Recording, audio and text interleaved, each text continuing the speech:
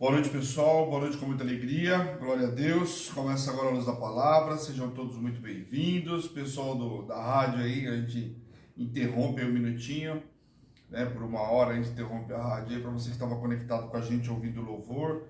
Paramos por uma hora durante o programa Luz da Palavra, depois volta o louvor normalmente. Amém? Glória a Deus, seja muito bem-vindo.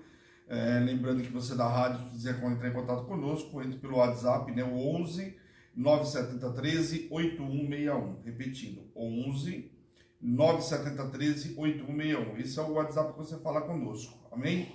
Agora o pessoal do Facebook já está acostumado aí, alguns da rádio também já está mais fácil. Queria lembrar vocês que hoje começou na nossa igreja o Propósito dos Salmos, né? Eu falei com vocês na segunda-feira, quem estava comigo aí na segunda-feira, comentei com vocês que hoje começaria o Propósito do Salmo. Quando a gente entrasse, já teria ido os 3 áudios, né? Então já foi o áudio das 6 da manhã, do meio-dia, agora encerramento do dia de hoje com o nosso apóstolo Fábio, já colocou às 18 horas. Então você pode ouvir aí, o Propósito do Salmo é um pouco mais tranquilo, você não precisa ser no horário específico, a gente sempre coloca lá, né?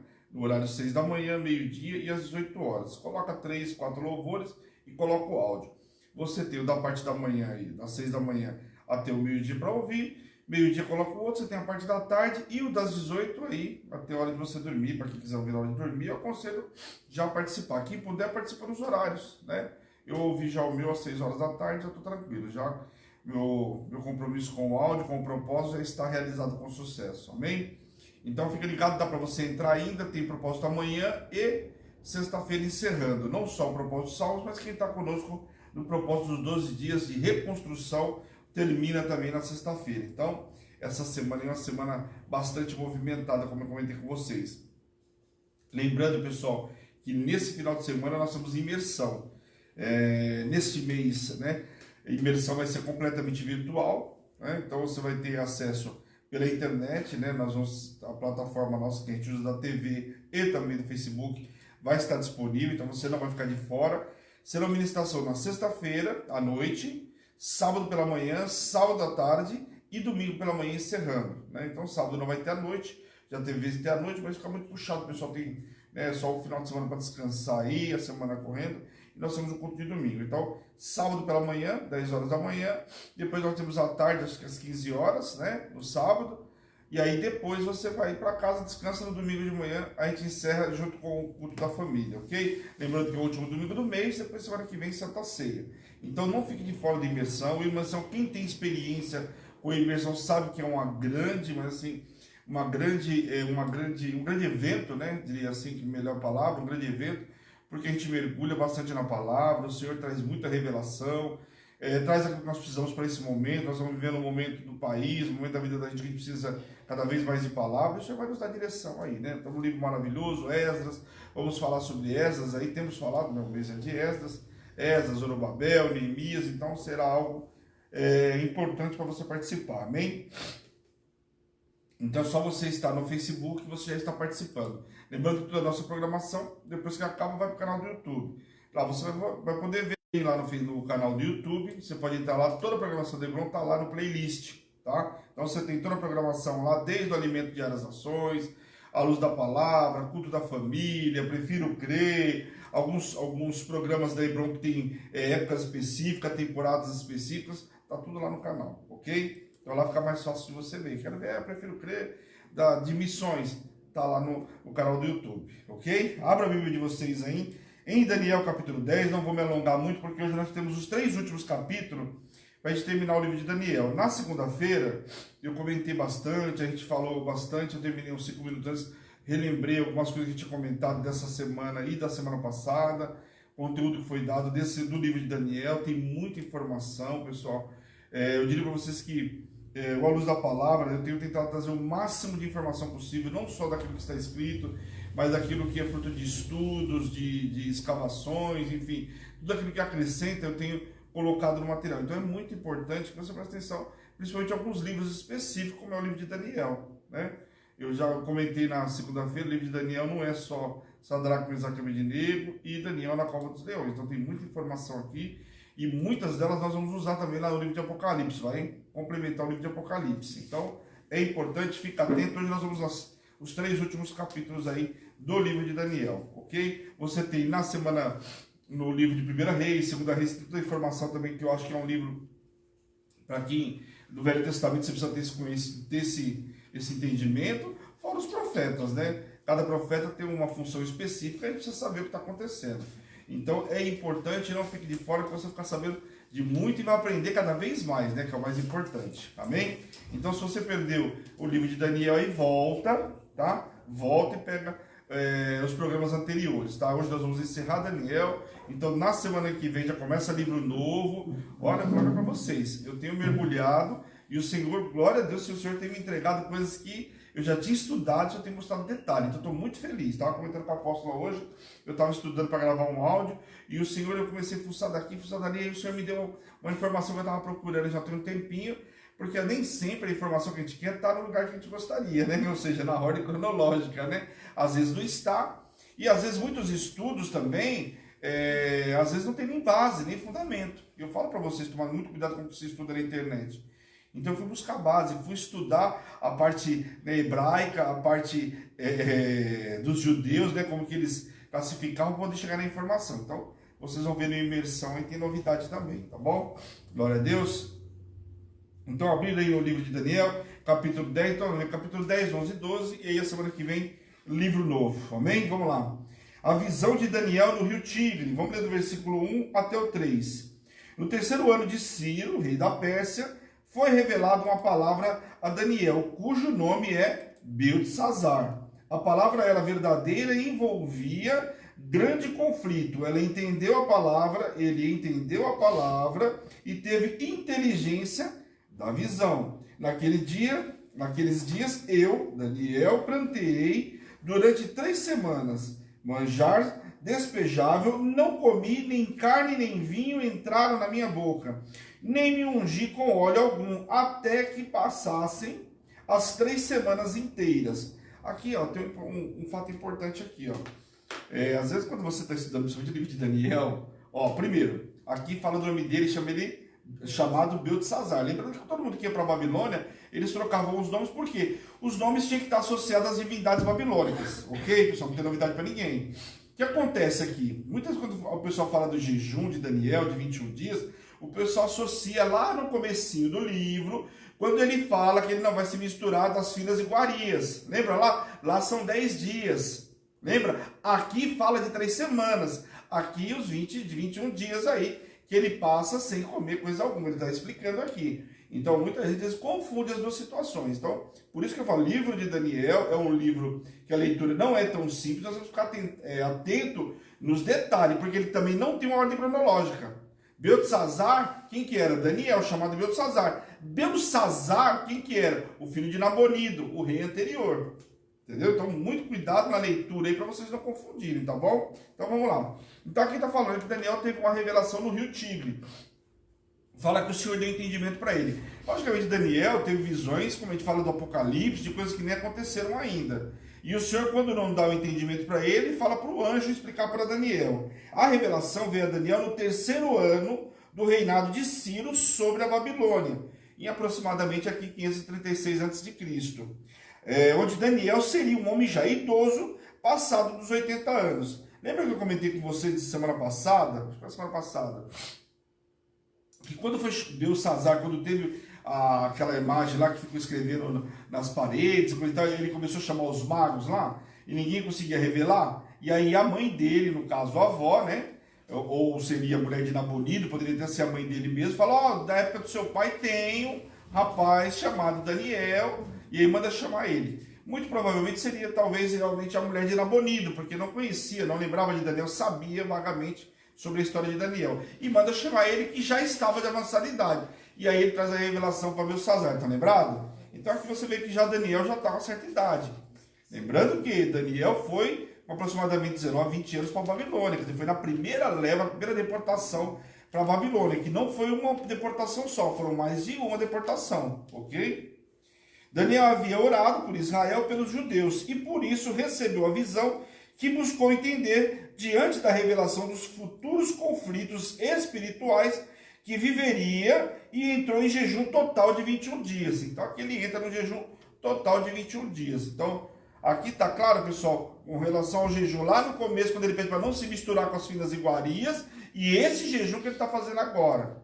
Então, muita gente confunde essa questão. Quem tiver dúvida, pode me chamar ainda assim, ok? Então, Daniel está tendo revelações de coisas bem para frente, falando sobre a Grécia, sobre Roma e sobre o próprio Império Babilônico que estava caindo com a chegada do Império Persa, ok? A informação por 3 semanas completa os 21 dias. Seria a observação de Daniel da Páscoa e da festa dos pães asmos, que aconteceu durante o primeiro mês do ano. Aí você vê lá em Êxodo capítulo 12 explicando sobre isso também. A Páscoa dava-se o 14º dia do mês e as festas dos pães asmos no 8º dia seguinte. Toda a festividade terminava no 21º dia do mês. O dia 24 do primeiro mês aconteceu 3 dias após a festa dos pães asmos. E, portanto, enquanto Daniel estava na borda do rio Tigre, um homem apareceu que ele estaria vestido de linho, cingido de ouro, e que, pela descrição, muitos acreditam tratar-se de um anjo. A palavra não deixa claro, mas, logicamente, seria um anjo, porque ali a gente viu que várias vezes, inclusive Gabriel, em poucas aparições de Gabriel, aparece ele aqui falando com quem? Com Daniel. Daniel falava que o seu corpo era como uma turquesa, e o seu rosto parecia um relâmpago, e os seus olhos como tochas de fogo, e os seus braços e seus pés como cor de bronze polido, e a voz das suas palavras como a voz de uma multidão, né? Representando aí talvez todos os anjos. A descrição do homem aqui é muito parecida com a de Ezequiel, né, da glória de Deus. Lembra quando Ezequiel, nós vimos o livro de Ezequiel também falando? Você vê que a descrição é muito semelhante a Ezequiel no capítulo 1. E com a de João, vendo Cristo triunfante e ressurreto, lá em Apocalipse. Então você vê que a descrição aqui bate com a descrição de Ezequiel e com a descrição de João lá no livro de Apocalipse. Então o que eu falei para vocês que é importante a gente lembrar, pessoal? Na segunda-feira, uma informação que eu falei para vocês sobre os animais. Olha, os animais parecem, poxa, os animais parece que não dá para entender, parece confuso. Mas se você pegar, Daniel estava tendo revelações e muitos dos animais ele via, porque significava o quê? Algumas autoridades, né, divindades. Pegar essa Babilônia, tinha vários muros, os muros que iam para o templo, né, de adoração a Deus Baal, a Azera e todos eles lá que tinham. Você vê que era um corredor, os muros eram todos eles com vários animais. E os animais não tinham como a gente vê os animais hoje com a mesma descrição. Os animais totalmente, perna de um, cabeça de outro, mais ou menos assim. E aqui estava mostrando que muitas das revelações, a gente viu que os animais significavam o quê? As patas pela agilidade, o tronco por ser mais forte, e por aí vai. Então tinha esse significado. Por isso que os animais, por que não leão? Por que não? Não, tem um significado específico. Por isso que vai falando sobre cada animal e sobre cada governante que representava esse animal. Tá claro, pessoal? Daniel caiu prostrado diante da voz do anjo de Deus, porém, quando sua carne desfalece diante de tanto esplendor, uma mão o ergue, a fim de que não ficasse caído nem prostrado. Quer dizer, a glória de Deus era tão grande que Daniel caiu ali diante, né, de tudo que ele estava vendo. Eu imagino, né? Não tinha como. Acho que primeiro até por reverência, não só pela glória que envolvia tudo, mas pela reverência. Né? Daniel, a gente sabe que quando ele estava na presença do Senhor, você vê que não só do Senhor, quando alguém tinha uma reverência com uma outra pessoa, você vê que a pessoa, a primeira coisa que fazia era o quê? Colocar o rosto em terra. Quer ver um exemplo? Jacó, quando foi contra Esaú, que ele fala, o teu servo colocou o rosto em terra, aqui o teu servo, né? A esposa de Nabal, a Abigail quando foi encontrar com Davi, todos eles tinham sempre essa posição, mostrava reverência com a pessoa que estava ali, ok? Daniel caiu então prostrado e ali o anjo o ergueu. Daniel é consolado. Vamos ler o versículo 10, 11 e 12 aí. Eis que certa mão me tocou, sacudiu e me pôs sobre os meus joelhos e as palmas das minhas mãos. Ele me disse, Daniel, homem muito amado. Olha só como que ele é chamado. Quando a gente ministra essa passagem, é muito lindo que fala, Daniel, olha só, Daniel, homem muito amado. Lógico que era amado. Deus deu revelações para ele de coisas que não deu para ninguém, só para ele. Fala sério. Está atento às palavras que te vou dizer. Levanta-te sobre os pés, porque eis que te sou enviado. Ao falar ele comigo esta palavra, eu me pus em pé, tremendo. Então me disse: não temas, Daniel, porque desde o primeiro dia em que aplicaste o coração a compreender e a humilhar-se perante o teu Deus, foram ouvidas as tuas palavras. E por causa das tuas palavras é que eu vim. Então, quer dizer, tudo aquilo que Daniel estava orando, Daniel não orou em vão. O posicionamento de Daniel, de abrir a janela, orar 3 vezes ao dia, cada posicionamento de Daniel não foi em vão. Aqui está a resposta: homem amado, homem que orou, eu vim porque você orou, eu vim porque você buscou. Então, se você vê, às vezes a gente acha que as nossas orações não são ouvidas. Por que não é ouvida? Eu acho que é ouvida. Se eu estiver posicionado diante do Senhor, como é que a gente entra na presença do Senhor? Limpos de mão, puro de coração, santidade. Você pode ter certeza, você vai ouvir, a sua oração, claro que é ouvida. E a resposta veio. Só que a resposta veio quando Daniel clamou lá atrás, 70 anos atrás? Não, veio agora, porque tem momento certo.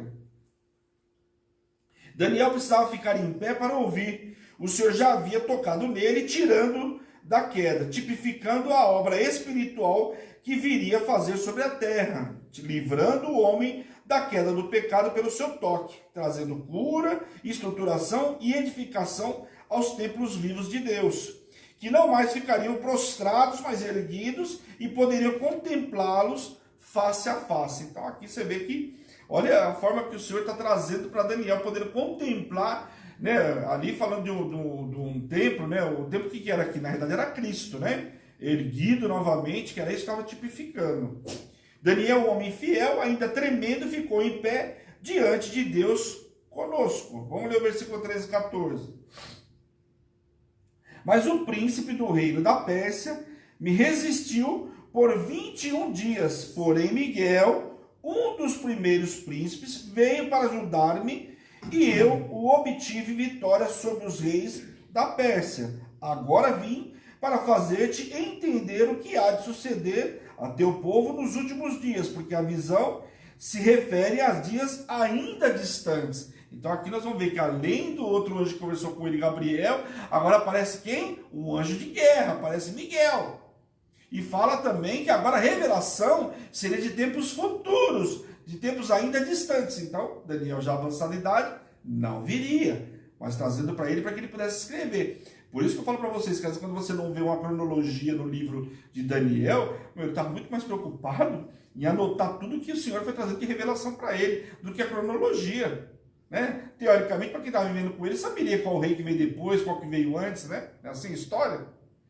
Havia principados atuando na Pérsia que dominavam a região. Eles resistiam ao mover do Senhor devido às muitas legalidades pelo pecado dos judeus. Mas pela perseverança de Daniel, em jejum e oração, veio a resposta, a revelação e a explicação de tudo o que havia de suceder com o povo judeu.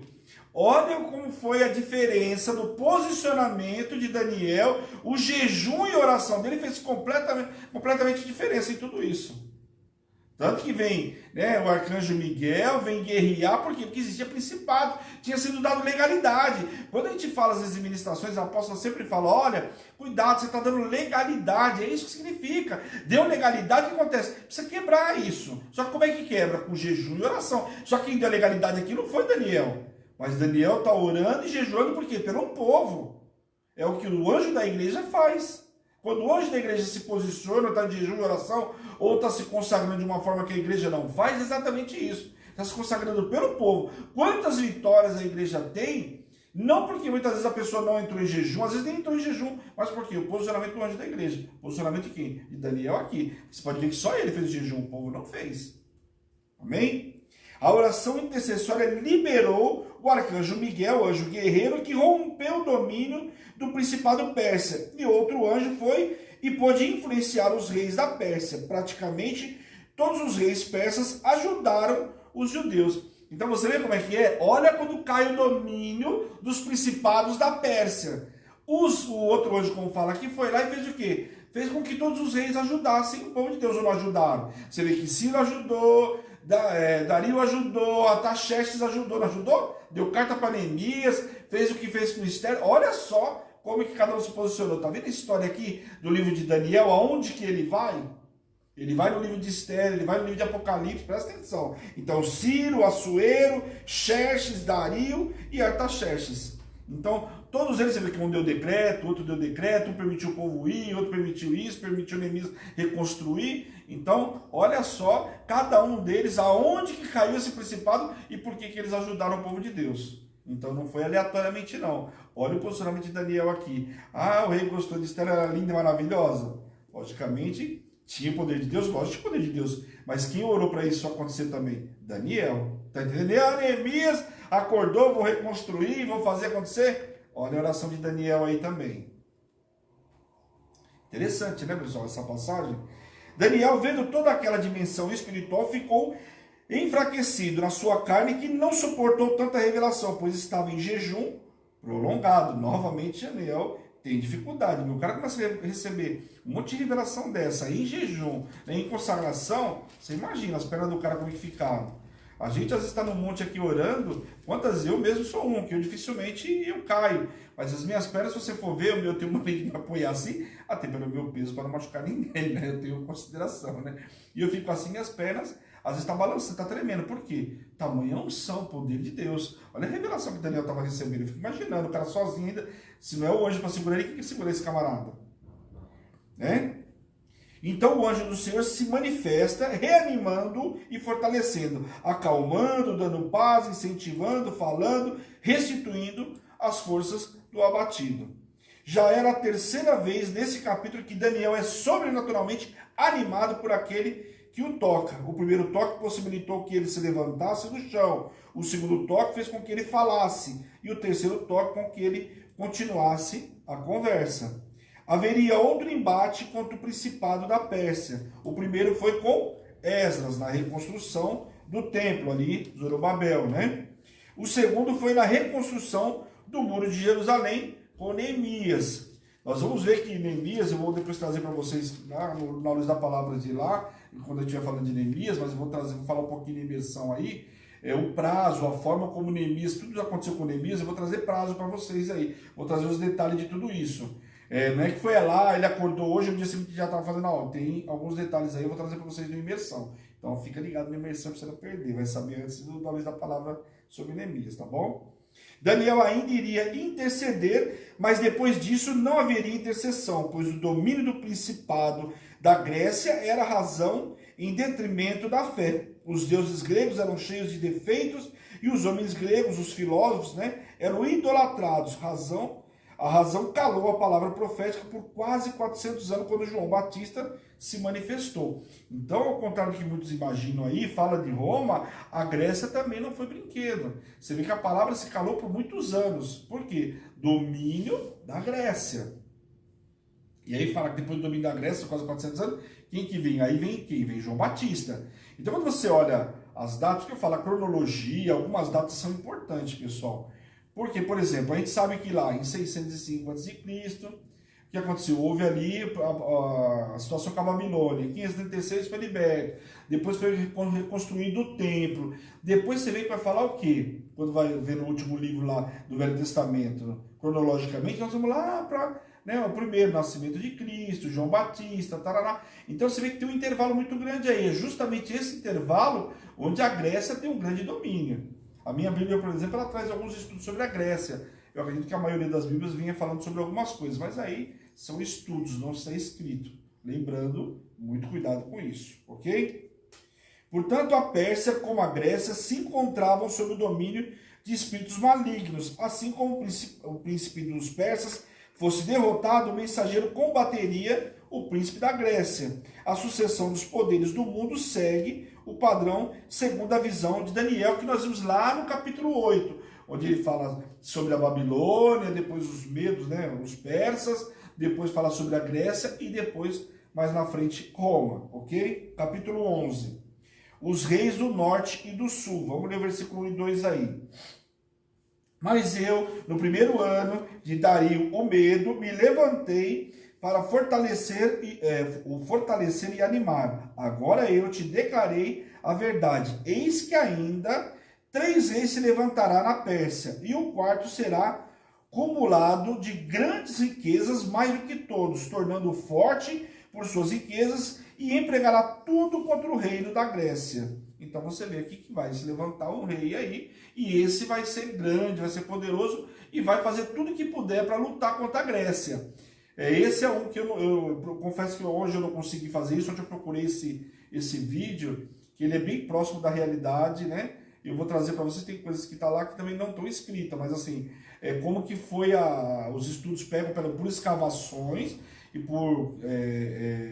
na época não era livro, né? Você vê que a Babilônia, os primeiros manuscritos foram feitos na Babilônia, sabe como que era? Feito em tijolos. Então colava lá na parede, era como se você estivesse lendo um livro. Então, em função de tudo isso, eles fizeram esse filme. Um filme muito antigo, mas a qualidade não é ruim.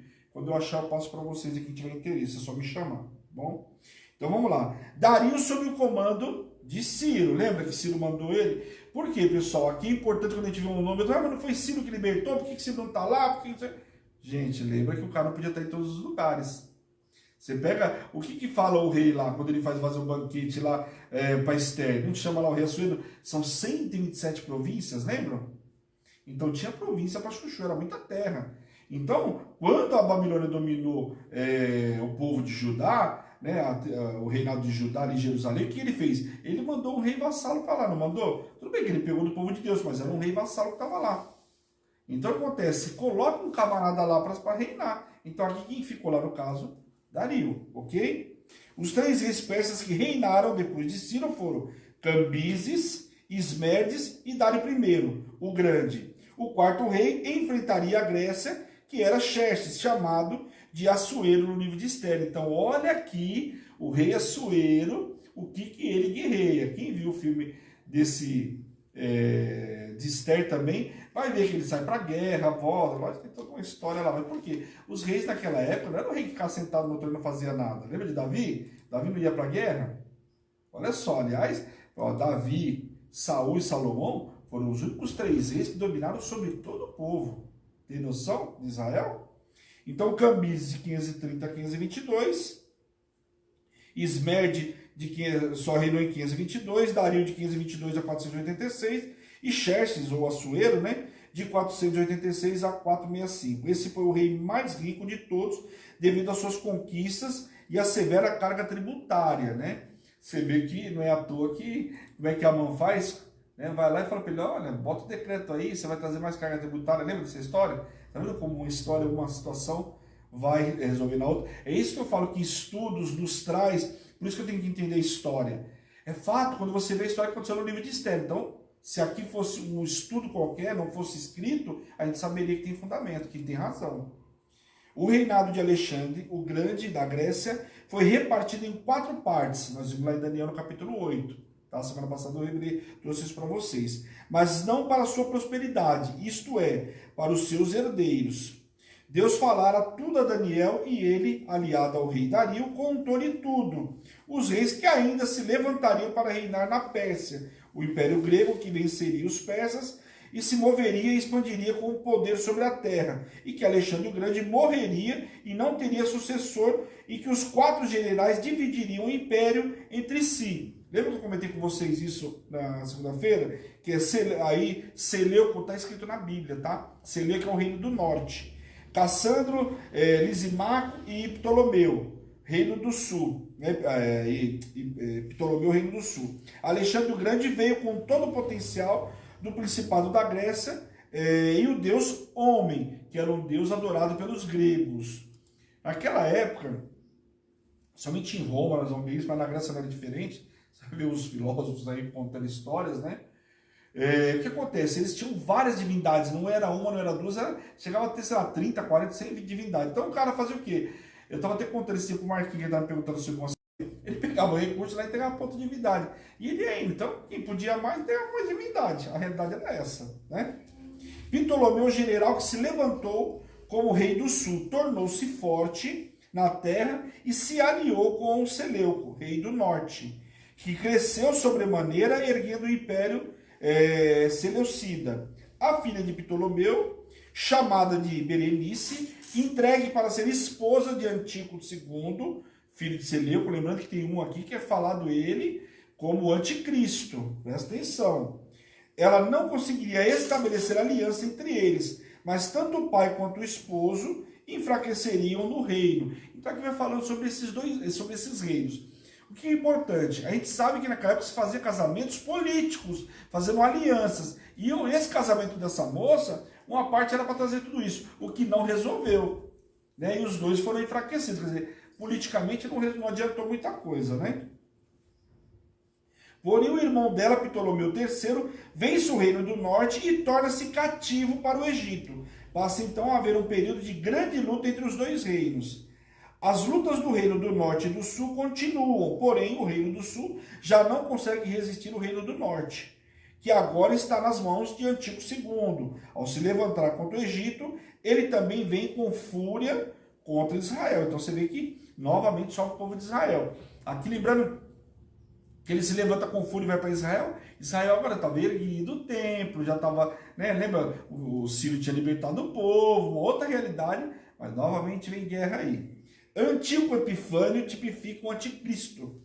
Homem vil, sem nenhuma dignidade real, surgirá repentinamente e apossar-se-á da realeza por intrigas. Coisa do diabo, né? Faz o cara não representar o anticristo. O cara vai fazer justamente o quê? Entrar através de intrigas. Manipulação política. As tropas fogem de diante dele e são aniquiladas. O chefe da aliança foge, né? O sumo sacerdote, que mantinha o povo ligado ao pacto. E agira com deslealdade e vencerá mesmo tendo poucos ao seu lado. Então você vê que aqui o diabo usa de astúcia e às vezes até com um pequeno exército consegue vencer. Este Antíoco é o mesmo que saqueou o templo e profanou o altar, ordenando sacrifícios de porcos no templo. Lembra que apareceu lá no capítulo 8, nós falamos sobre isso, que o cara usou justamente porcos para entregar no templo do Senhor, porque sabia que aquilo era o quê? Era abominação. Nós vimos lá em Levítico, tinha o porquê dos animais, eu comentei isso com vocês aí. Ele suscitará a sua força e o seu coração contra o rei do sul. O rei do sul, aqui trata essa passagem, é Ptolomeu do Egito. Os que comeram seus manjares o destruíram, porque os conselheiros de confiança de Ptolomeu, que comiam em sua mesa, o traíram. Então você vê que começa manipulação, articulações, intrigas, acaba com o quê? Com traição. Esses dois reis terão o coração atento para fazer o que é mal. Tanto Antíoco como Ptolomeu se muniram de engano, traição para obterem trégua. Antíoco invadiu Jerusalém, saqueou e profanou o templo, ordenando que adorassem no altar que ele construiu, onde sacrificava porcos e a maior contaminação, que era a maior contaminação para os judeus. Então o cara não só foi lá, mexeu no templo, mexeu no altar, e colocou e pediu para que fizessem sacrifícios a porcos. Ele age como anticristo por meio de ameaças, pressões e torturas. E não havia profeta que pudesse resistir e guerrear espiritualmente. A situação estava crítica aqui. Muitos judeus não se curvaram. Antíoco Epifânio preferiram a morte. Alguns realmente resistiram, né? Não se encurvaram diante dele, mas preferiram que acabava levando à morte, né? Que preferiram, acabou gerando morte.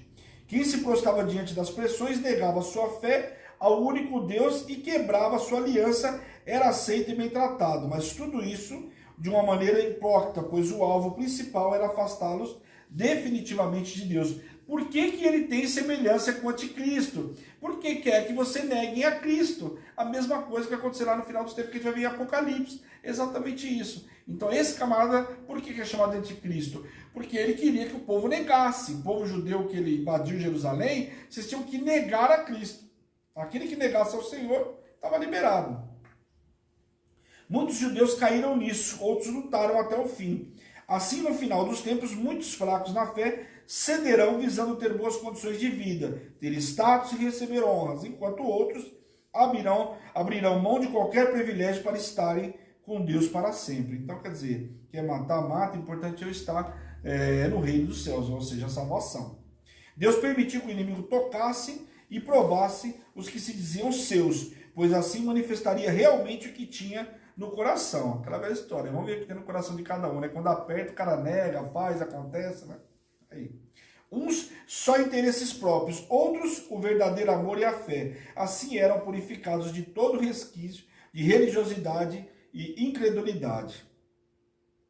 O anticristo, assim como o antigo, buscará veneração. A soberba tomará conta do seu coração e se colocará acima de qualquer Deus que é apregoado na terra. Ele se intitulará maior que o próprio Deus, blasfemará contra Todo-Poderoso e único Deus verdadeiro, e por um tempo nada lhe acontecerá. Aí, lógico, tudo com permissão do Senhor, né?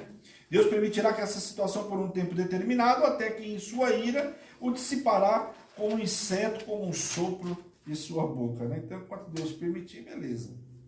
Ó, aqui é um detalhe que está no versículo 36, eu vou ler para vocês, tá? Dos meus estudos.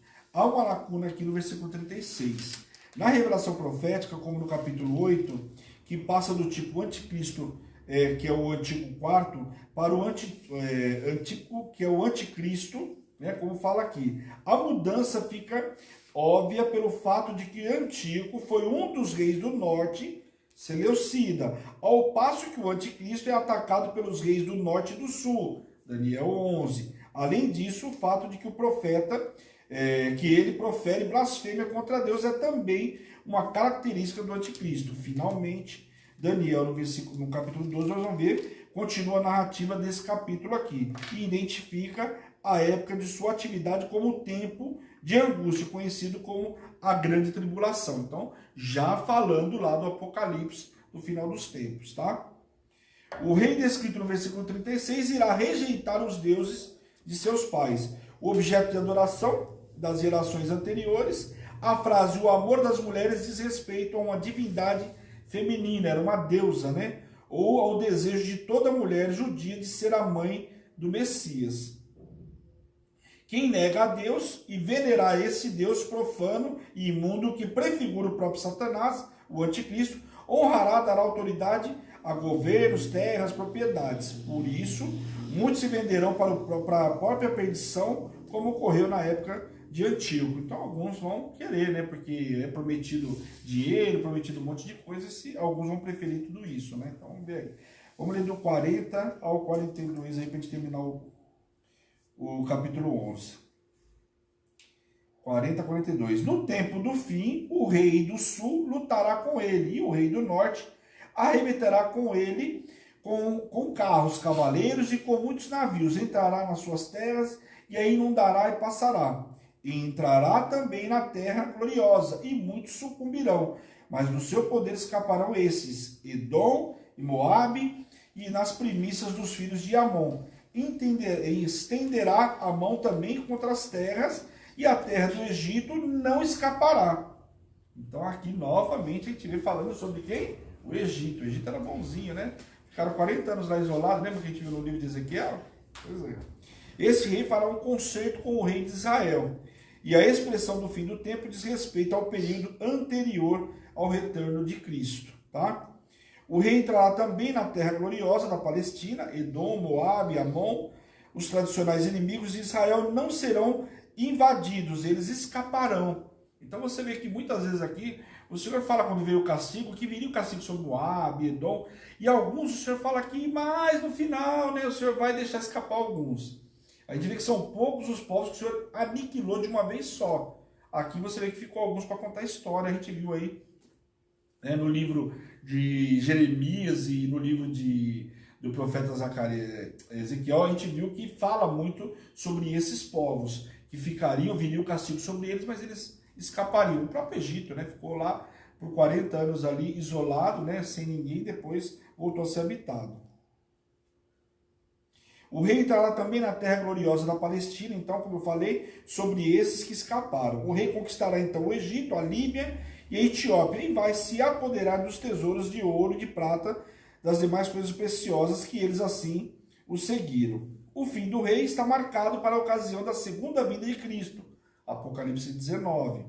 Pela arrogância e pela soberba que predominam o seu reino, montará um acampamento contra a cidade santa, porém voltará e o dissipará com um sopro de sua boca, e ninguém terá força para ajudá-lo. O mar grande aqui se refere ao mar Mediterrâneo. Amém? Capítulo 12, o último capítulo aí. Tempo do fim. Vamos ler o versículo 1 ao 4 aqui. Nesse tempo se levantará Miguel, o grande príncipe, o defensor dos filhos do teu povo. E haverá tempo de angústia, o qual nunca houve desde que houvesse nação, até aquele tempo. Mas naquele tempo será salvo o teu povo, todo aquele que for achado escrito no livro. E a gente fala, mas o seu nome está escrito, está rolado no livro da vida? Está vendo aqui o quanto é importante o nosso nome estar escrito no livro da vida? Pois é. Muitos dos que dormem no pó da terra ressuscitarão, uns para a vida eterna e outros para a vergonha e horror eterno. Aí aqueles que morreram ao longo do tempo, aqueles que vão para junto do Pai, e aqueles que, né? Olha aqui, ó, para o horror eterno, misericórdia, né? Então, para quem acha que o inferno é ficção científica, Daniel está explicando aqui, né? Só não acredita quem não quer, né?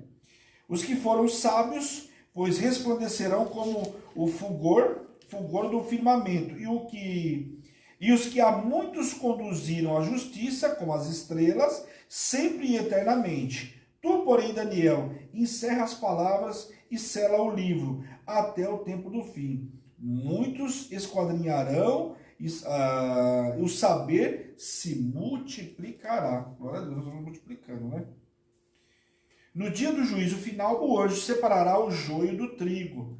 A tão falada, né? A expressão tão falada de separar o joio do trigo vai chegar, né? No final aqui, ó, quando traz esse povo, vamos separar o joio do trigo. Quem vai para junto do Pai e quem vai ver esse horror eterno, né? Separará o joio do trigo, apartará para a esquerda os ímpios pecadores e para a direita colocará aqueles que têm o seu nome escrito no livro da vida. O dia do grande trono branco será o dia do juízo final, onde todos os homens, pequenos e grandes, ricos e pobres, comparecerão diante de Deus para darem conta dos seus atos. Nesse dia, todos que morreram ressuscitarão. O mar dará seus mortos, e onde quer que haja sepultado um cadáver, ele será ressuscitado para ser julgado, e o seu nome constar no livro da vida. Será colocado à direita de Deus e entrará no reino do Pai. Porém, se julgado o nome e não estiver no livro, será colocado à esquerda e lançado no lago de fogo de enxofre, onde haverá choro e ranger de dentes. Então tá aí, a ficção científica para quem acha, tá aí. Os que derem ouvidos à palavra de Deus, abraçarem-nas e resplandecerão, como nós acabamos de ler, inclusive. Os que aprenderem e ensinarem a outros e os conduzirem à salvação, receberão grande galardão do Senhor. Ô glória, né? Nós, sacerdotes, estou dizendo eu porque eu falo à luz da palavra, não. Nós, sacerdotes, você que é missionário, você que fala da palavra do Senhor, está dizendo aqui. Aquele que propaga, aquele que ensina, tem um galardão diferenciado aqui. Então não é só para mim, não. Deus revelou a Daniel fatos que ocorreriam séculos e até milênios depois, por seria para gerações que haveriam de vir, inclusive a nossa, que vive o tempo da plena ciência e evolução do conhecimento.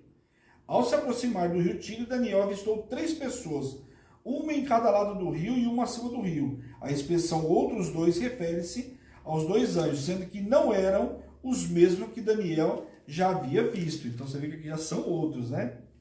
Que tempo haverá diz respeito à duração das aprovações. Mas você vê o que era mais importante, todo mundo queria saber o que, mas quando vai acontecer? É o tempo certo. O Senhor não vai permitir, né? Daniel queria saber a data, mas o Senhor falou para ele prosseguir e caminhar, pois estava tudo determinado, as coisas ocorreriam no tempo fim, muito além da vida de Daniel. Todos os impérios já passaram, porém o anticristo ainda está retido, não tendo se manifestado na terra. Apenas o espírito do anticristo ainda se manifesta, porém limitado pela intercessão da igreja. No final dos tempos, Deus purificará e provará os seus eleitos, visando aperfeiçoá-los e limpá-los para o arrebatamento. Muitos, porém, continuarão cometendo malignidades, pois não compreendem que está próximo o fim de tudo e o juízo do Senhor. Mas os sábios identificarão o tempo e compreenderão o propósito de Deus em sua vida. 1290 dias, inúmeras interpretações existem para esse número de dias. Uma interpretação relevante é de que esses dias dizem respeito à metade de um período de 7 anos de tribulação, né? Que precederá a volta de Cristo, quando o anticristo abolirá os sacrifícios abomináveis e idólatras que ele mesmo há de estabelecer. Nós vimos no capítulo 9. Então vai ter um período onde o anticristo vai estar aqui, a gente viu aqui, o camarada considerado como anticristo também, chamado de anticristo, por quê? Porque vai fazer o povo negar, aqueles que negassem ao Senhor ficariam vivos, e alguns profetas preferiram a morte, quer dizer, não negaram a Cristo, não fizeram aquilo que o rei queria e foram levados à morte. Embora Daniel estivesse tenso com tudo que via e recebia como revelação da parte de Deus, ele não precisava ficar preocupado, mas podia acalmar o coração e governar em honra, pois tudo que teria de acontecer era para uma data distante. Ele nem chegaria a ver, mas só levantaria na ressurreição para receber a sua recompensa e salvação eterna. E aí você vê que ele vai dar revelação para o rei aqui sobre algumas coisas que vão acontecer, mas muitas nem ele nem o rei vai viver. O livro de Daniel termina com a menção de uma grande promessa que frequentemente é ignorada.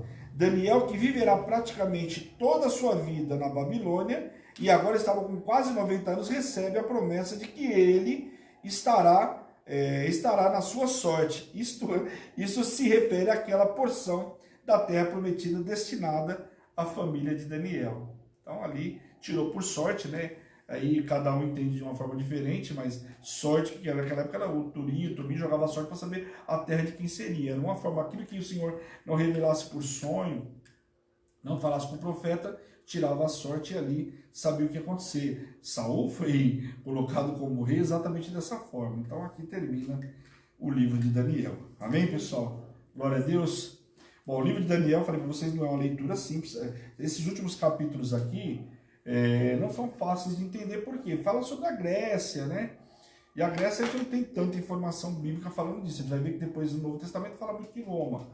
Mas a Grécia, a gente sabe que teve bastante situações aí com o povo, são 400 anos de assolação, mas o que a Bíblia deixa bem claro é que vão levantar não só a Grécia, mas depois quando ela dissipa, alguns generais que assumem lá, começa uma guerra entre eles, vão atacar novamente Jerusalém, vão fazer sacrifícios, você vê, colocando porcos, né, para ser sacrificado dentro do templo do Senhor, sabendo que aquilo era abominável.